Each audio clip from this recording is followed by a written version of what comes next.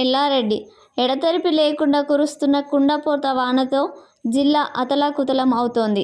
భారీ వర్షాలతో వాగులు వంకలు ఉప్పొంగి ప్రవహిస్తున్నాయి. వరద పోటెత్తడంతో పలుచోట్ల చెరువులు తెగిపోయాయి. రోడ్లు కొట్టుకుపోవడంతో పలు గ్రామాలకు రాకపోకలు నిలిచిపోయాయి.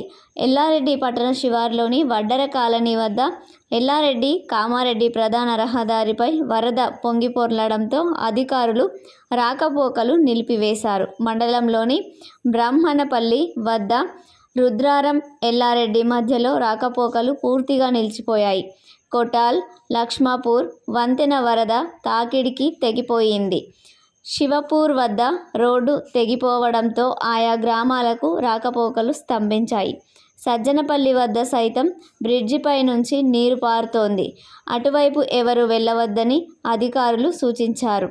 ఎల్లారెడ్డి పట్టణంలోని పలు కాలనీల్లోని ఇళ్లలోకి నీరు చేరింది.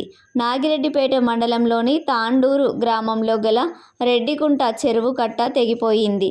దీంతో వరి పొలాలు నీట మునిగాయి. గండి మాసానిపేట వద్ద పోచారం కాలువ కట్టపై నుంచి నీరు పారుతోంది.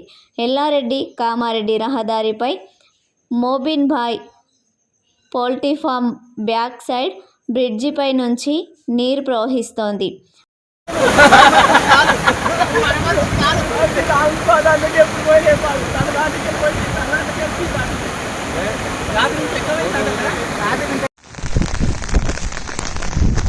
నడి సెంటర్లో గట్టి కట్టదే అయిపోయింది.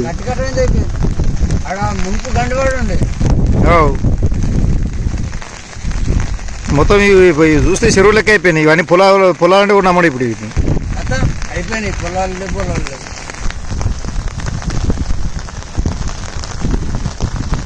మరి ఘోరం అయిపోయింది. మొత్తం ఇది చెరువు ఎట్లుంటుంది అని చూపిస్తుంది. ఇప్పుడు